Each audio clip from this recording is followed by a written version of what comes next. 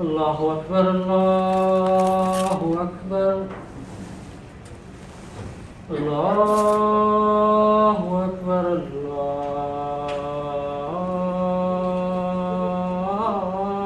الله أكبر أشهد أن لا إله إلا الله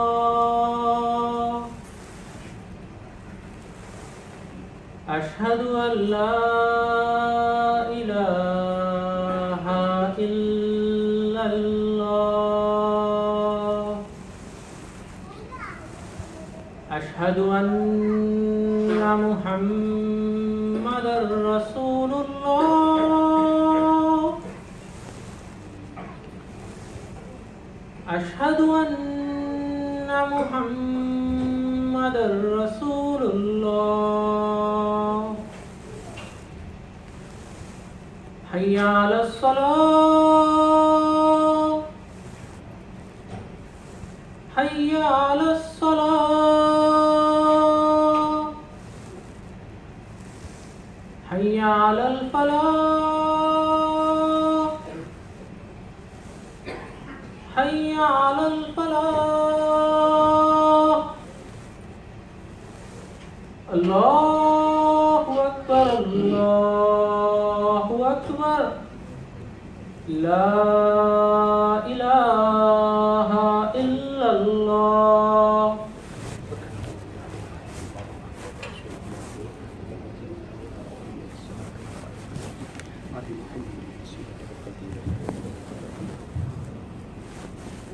ये बात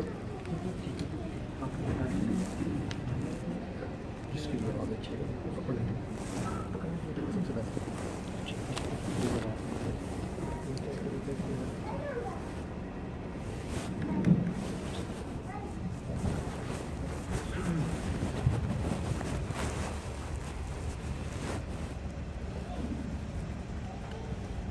अल्हम्दुलिल्लाह नहमदुहु व नस्तईनुहु व नस्तगफिरुहु व नु'मिनु बिही व नतवक्कलु अलैहि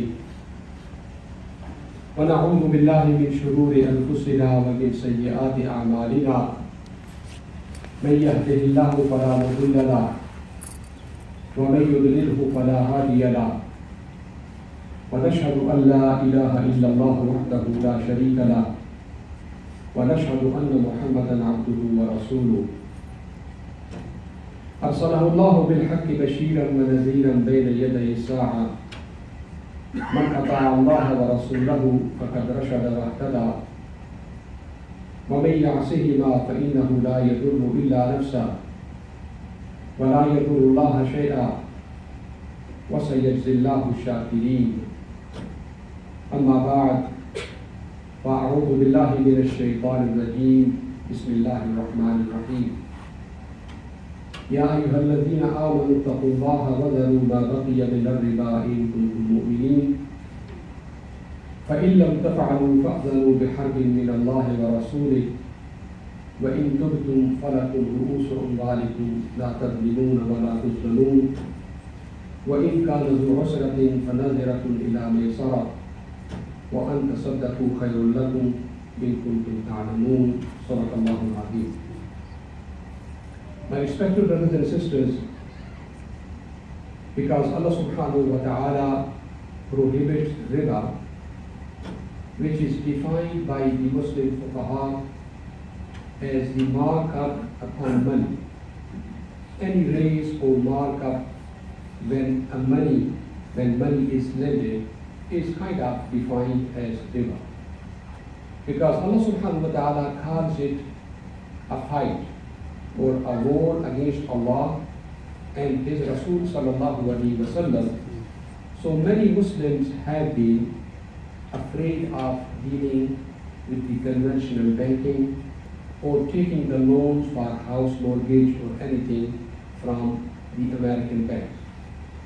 As a result of that, the Islamic financial industry has flourished for years. Right now, it is close to $2 trillion in the world. Most of those are taking place in the Middle East and Asia, but also about $11 billion are lending in the name of Islamic finances here in the country. Just imagine last year, Guidance Financial lended 3.3 billion, and if you add the one bank, which is a Jewish bank, and does the Islamic loan, or you make the University Bank, or La Riba, or the others, so the total amount lended in the name of Islamic finances last year was $11 billion. Now also you look at many of those websites, the names of international scholars, those who are known fuqaha, who have put their name as the people who have studied the contract, and to them the contract of the Islamic financial lending, say for example, all institutions are totally Sharia compliant. Now this is going to be the subject of my khutbah. How Islamic or how much Islamic are those contracts, and what is the difference between conventional loans and the Islamic finances. Now these Islamic finances or these institutions to me are not Islamic. So please do not mix up with the original Islamic and what I am calling the so-called Islamic financial institutions. So when I quote in the khutbah Islamic financial institutions, I mean the modern ones, not the original ones. So don't take me wrong. How it works? The conventional banks, a client goes to them and says, I want to build this house or I want to buy a house. The person identifies the house, goes to the bank looks at the viability of that transaction and the credit scores and number of other options, then basically looks at the interest rate and determines 4.8, 5, whatever it is, and says, this is the price. If you want to buy it right now, you will pay us, say, for example, $100,000, which is the price of the house. If you do not have the money, then you've got the possibility of amortization for 25 years, 15 years, 30 years, for example. If a person says, I do not have the money right now, and I want to have the amortization done for next 30 years, so for example, the house, which is worth $100,000 right now, will become about $193,000 and $500 or whatever, and then that will be divided into different kinds of installments, and the person will make the installments every month. So the original price plus the interest, basically divided over 30 years, 25 years, and given in monthly installments. This is what is the conventional banking. Now, what does Islamic Institute do basically about this issue? So what do? From their perspective, as the scholars told them, that Islam allows selling and buying, وَأَحَلَّ اللَّهُ الْبَيْعَ وَحَرَّمَ الرِّبَى. And if you make this contract as selling and buying, it will become Islamic. Number two, Islam allows mudaraba and musharaka. Musharaka is when two parties agree to be partners in an investment. Say for example, somebody brings 10,000, the other person brings 20, the third one brings 30. So they are partner. This is what is called the LLC or limited, say for example, liability partnership. LLC and LLP. The second is mudaraba. Mudaraba is that two parties do not bring the investment. One party is Rabbul Mal, brings the money or the capital. The other person brings the expertise and the time and the labor. Say for example, somebody has got $100,000. So he goes to somebody and says, I do not have the time to invest it. I will give it to you. You will open the business. You will put the time, you will put the expertise and the labor, and then we will divide the profit. This is called mudar, yes, to make it very short. So al-ijara, the rental properties, or mudaraba or musharaka, this is what is the Islamic market. Or murabaha, for example. That for example, somebody buys something and wants to sell it, he has got the right to make the profit. So for example, if somebody bought the house for $100,000 and then he wants to sell it for 110, he has made $10,000, this is called murabaha or profit.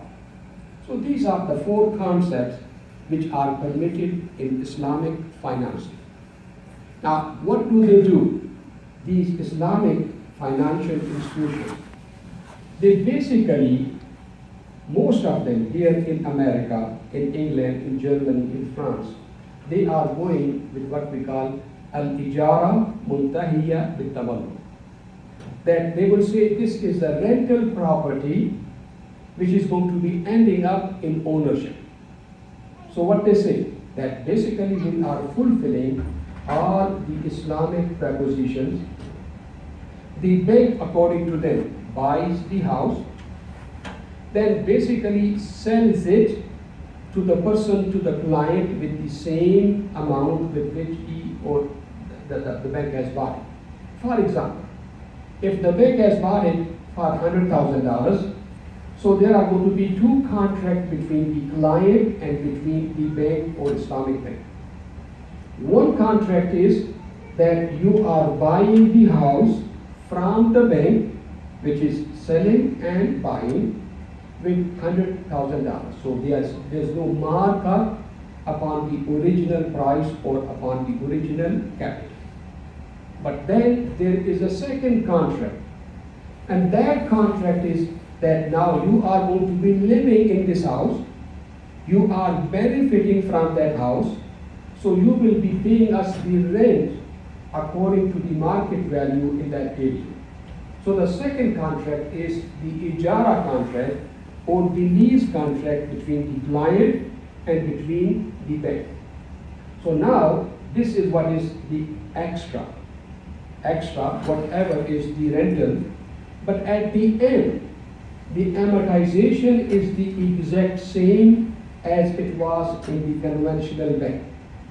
So say for example, if this person is going to be paying off that loan at the end of 30 years, so the amortization is going to be exactly according to the same amount of interest which is taking place in the market at that time. So there is a third contract, and that contract they say is we are doing it according to the American law. We have got no choice but to make that contract also, which is going to be the contract which will say that you will pay this much of interest with this kind of rate, and your payment is going to be at the end of 30 years, say for example 560 for 380 months. So basically, if you look at the essence or the original contract, there's not difference of an iota between what is in the conventional loans and what is in the Islamic loans. The exact price of that interest rate is calculated as a total profit, and then at the end, a Muslim basically signs, I will pay you this much interest and I will pay you in these type of installments. The only difference is that after signing that contract of interest, now there are two additional contracts. One is selling and buying, and the third one is ijara or lease. Now let me ask you this question. I have opened them out on this issue after a long discussion, because this issue has been raised in the Fiqh Council for such a long time. Even in our last meeting of the Fiqh Council, the council said you cannot speak on behalf of the council, but as a person, as an individual, you can give your opinion. Because number one, when a Muslim buys this kind of house, at least it is not his or her mistake. He or she is trying to fulfill the requirements of Islamic law. So it's not his mistake or her mistake. The sin will go to the bank or the Islamic financial institute. And number two, at least that person is conscious of his or her responsibilities towards Islam and Islamic Sharia. My point is, and has been for such a long time, that in the name of Islam, there is a kind of deception going on. And that deception is making a person basically make additional $300 or $400 a month just to make himself or herself comfortable that he or she is following the Islamic Sharia. Now, if you look into the objectives of Islamic Sharia, Hifz al-Mal, or protection of money or property, is one of the major objectives of Islamic Sharia. So if people are losing money in the name of Islam, while basically dealing with the same kind of interest, then they need to know that basically this is just like a camouflage, this is just like an additional layers to make it look like Islamic, but that is not Islamic. Let me explain to you why I believe they are not Islamic.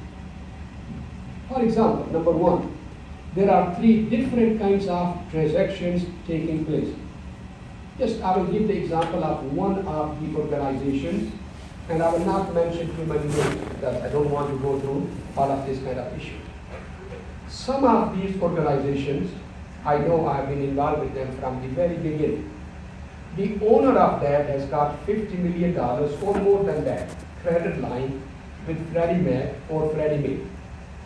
Now, basically, he or she or whatever is takes, like say, 3.8 or 3.7, 3.9 from them, and then this person or this organization gives it to the Muslim clients with extra 4.8, 4.9. When I bought the house, it was almost 6 point or 6 something.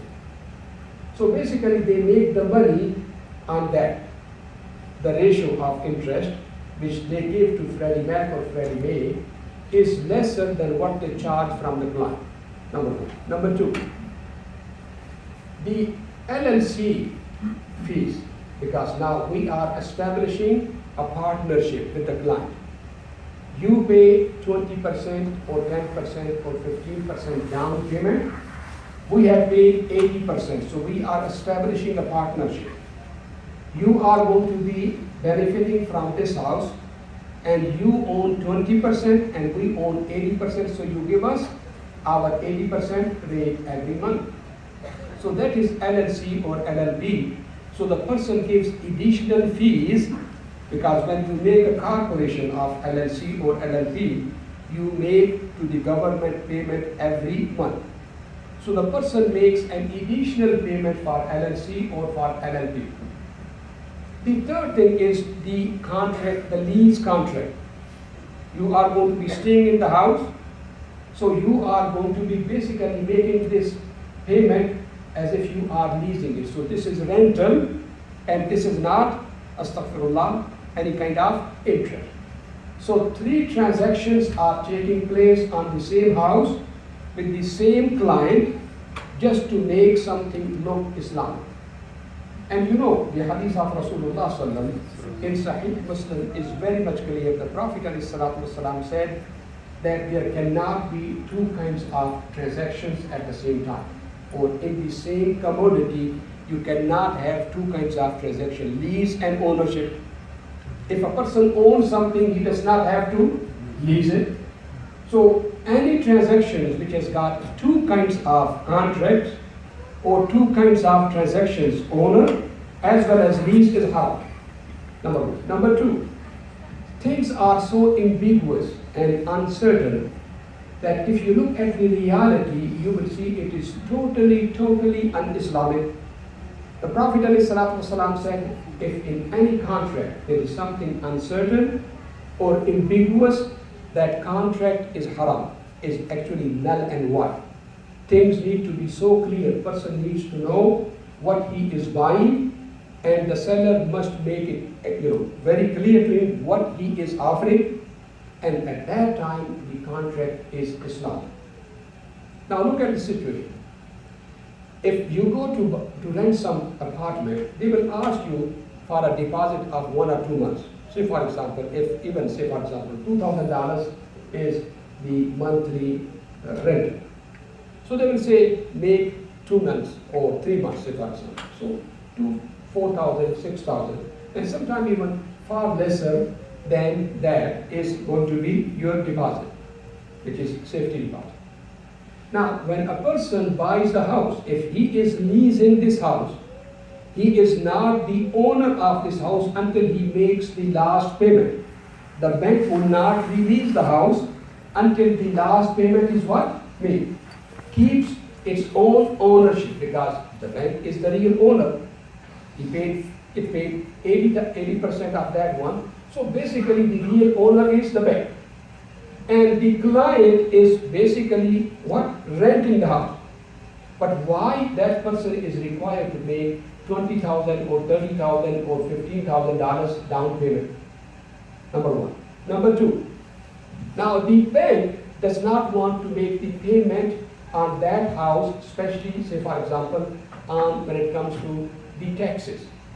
The ownership is what? Banks. But the person who is living in that house is told you own it, you pay what? The tax. Then insurance. The bank does not make the payment for the insurance. You live there, you own it, you pay the insurance. Then what happens if some damage takes place and that damage is not covered by the insurance? In reality, the owner is the bank, Islamic bank, but says no, you live it, you own it, you make the payment. So when it comes to taking the benefits, the Islamic bank or Islamic institution is benefiting, dumping the taxes, the insurance, the damages, and all other responsibilities upon the client, upon the person who considers I am living in it and I own it, I have to take care of it. But basically in the contract he is leasing it and the ownership belongs to what? The bank. So therefore look at it from the Islamic perspective. It's a camouflage. The person is leasing and owning it at the same time. But in reality, the bank is the owner and the person is taking the responsibility of all the ownership but not having the control upon it. Number one. Number two, the biggest problem. Paying $400 or $500 almost every month to make it look like Islamic. But Islam says, La tazlimuna wa la tuzlamun. When you make a transaction, you do not cause any kind of persecution and do zulm to somebody else. And no zulm should come to you. You should not incur any kind of what? Loss also. Islam wants justice. So what happens is that now, and I will give you an example. It happened there in California. When this .com bubble came, many of the Muslims, they moved down over there to Silicon Valley and started making a lot of money. So they bought the house, $500,000, $1 billion, because the houses in California are very expensive. So a person, so many cases, it has come to us, millions and millions of issues from Malaysia, from Dubai, but I'm referring to the one which happened there in California. So the person bought a house about $1.2 million, was making enough money and kept on making the payment. But when that bubble went away, he could not afford. So he basically said, I cannot afford anyway, so you can take the house. The house is depreciating. Now the bank, Islamic bank is saying, this was not a mortgage, it was not financing. Because in Islam, financing is haram. We sold it to you. This was a Sharia compliant contract. We sold it to you. So whether you sell it to anybody or give it back to us, whatever is the difference between what is the cost of the house right now and what you made the payment to us, and whatever is left over from 1.2 million, you are responsible. Now, remember what happened in Dubai? When people bought those condominiums, they were very expensive. They bought Mercedes, they were very expensive. But when the market crashed and they said, we cannot afford it, basically the banks came and said, this is Islamic contract, you bought it, Wherever you get the money, it's your responsibility. So people left the cars on the airports and left the money and whatever they have paid the down payment and left Dubai. You know what happened? So in the name of Islam, people are being deprived of their savings, their money, and then people never would believe in anything of Islam. My brothers and sisters, Islam does not allow this kind of camouflage, this kind of deceptive tricks, and these deceptions do not make the contract Islamic. So therefore, this is the first part of the khutbah. When sometime, inshallah, whenever I will have the next one, I'll talk about various kinds of financial instruments and kind of transactions. But again, I have come to conclusion, whether the scholars agree or not, that basically whatever is being sold to us in the name of Islam is totally un-Islamic. And if scholars say this is Islamic, then I'm saying that the conventional loan is Islamic. I'm saying if the scholars have said what they are selling in the name of Islamic financial, I'm saying if they say this is Islamic, then there's not much difference between them and the conventional bank, and then can be called also Islamic. I'm saying if, but I'll come back and explain to you sometime the rest of the issues, inshallah. أقول قولي هذا وأستغفر الله واستغفروه إنه هو الغفور الرحيم.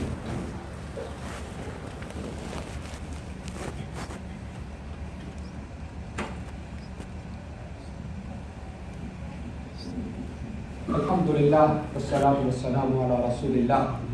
Wallahi, my brothers and sisters, if you look into the Quran, فَاهَا مَا أَنزَلْنَا عَلَيْكَ الْقُرْآنَ لِتَشْقَى إِلَّا تَذْكِرَةً لِمَنْ يَخْشَى تَنْزِيلًا مِمَّنْ خَلَقَ الْأَرْضَ وَالسَّمَاوَاتِ وَالْأَرْضَ الرَّحْمَنُ عَلَى الْعَرْشِ اسْتَوَى. Allah subhanahu wa ta'ala has not sent us Islam or Sharia to make our lives miserable. Unfortunately, our ulama, those people who are ignorant of Islam, and for centuries they have not studied the original Islam or developed the Islamic fiqh, because we were going through what? The Zawal, and we were basically at the bottom of our history. So they have not done the intellectual work. So what they do is patchwork and present to us something in the name of Islam which is totally not Islamic. Somehow either their brains is not working, or they don't see that this is totally a zulm to the people who are basically what? Defrauded in the name of Islam. So therefore, remember one thing, Allah subhanahu wa ta'ala wants Islam to be the source of rahmah, the source of protection of our money and property, and not the source of defrauding us and basically deceiving us in the name of Islam and stealing our money away. So protection of money is one of the basic objectives of Islamic Sharia. So therefore, let's be wise enough, and whatever is totally Islamic, find it. If it is not totally Islamic, don't waste your money on those issues, because Allah subhanahu wa ta'ala wants you to be wise enough and not be defrauded in the name of Islam. ربنا آتنا من لدنك رحمة وهيئ لنا من أمرنا رشدا.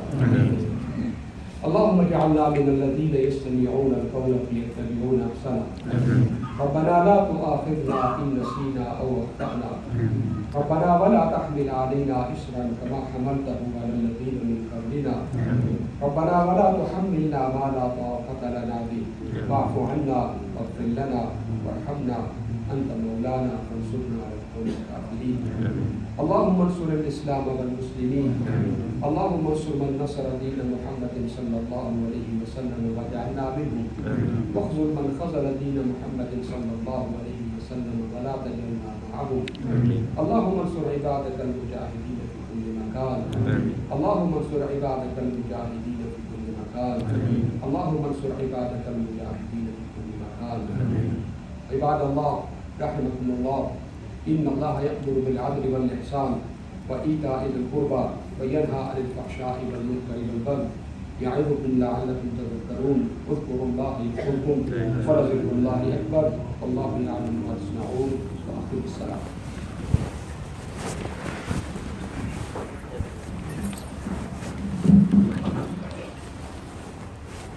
Allahu Akbar, Allahu Akbar. Ashhadu an la ilaha illallah, ashhadu anna Muhammadar Rasulullah. حي على الصلاة حي على الفلاح قد قامت الصلاة قد قامت الصلاة الله أكبر الله أكبر لا إله إلا الله حتى نبض لا إله إلا الله محمد رسول الله صلى الله عليه وسلم.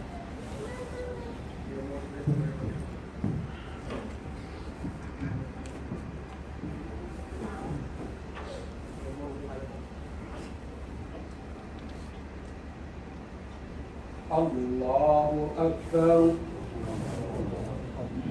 الله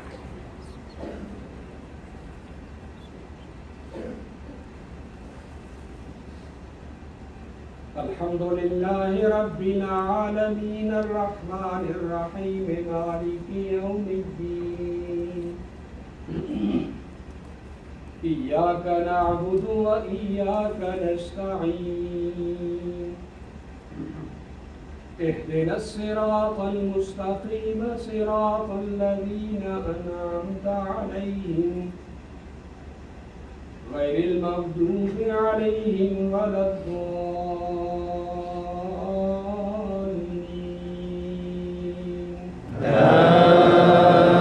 آمين.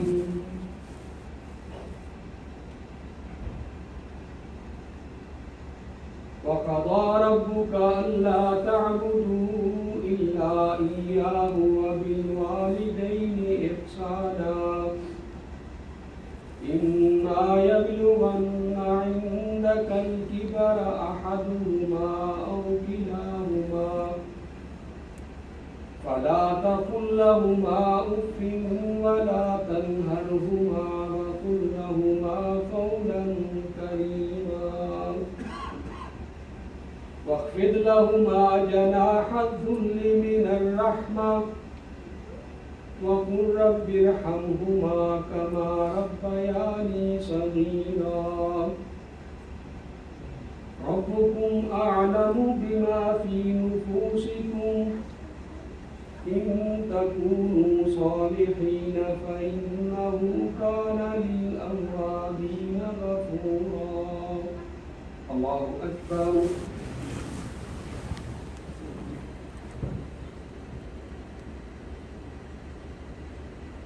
سمع الله لمن حمده.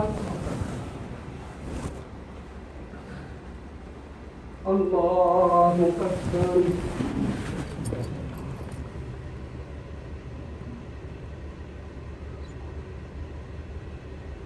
الله أكبر. الله أكبر.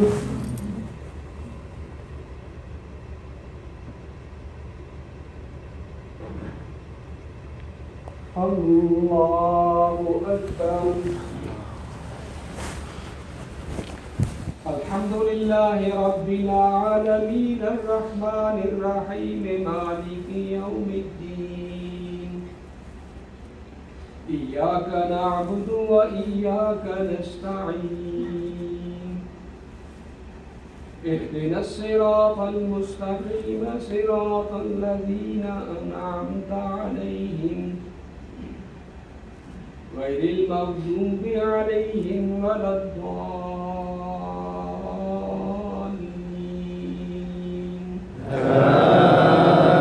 آمين.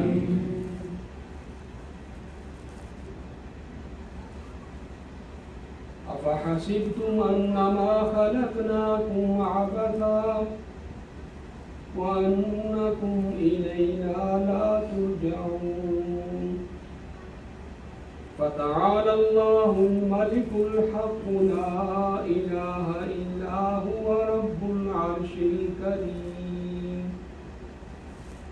ومن يدع مع الله إلها آخر لا برهان له به فإنما حسابه عند ربه إنه لا يفلح الكافرون وقل رب اغفر وارحم وأنت خير الراحمين. الله أكبر.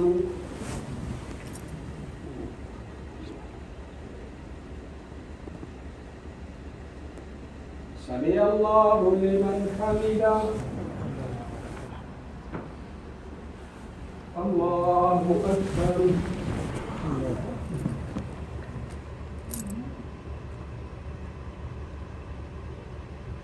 الله أكبر الله أكبر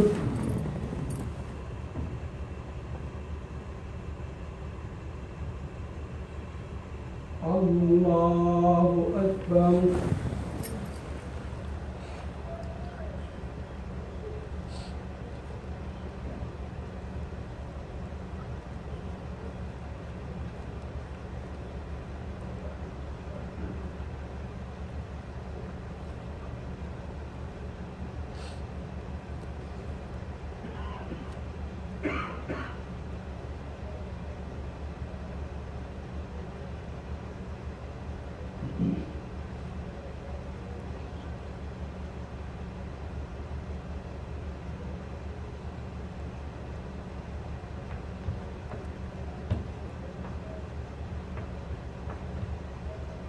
السلام عليكم ورحمة الله السلام عليكم ورحمة الله السلام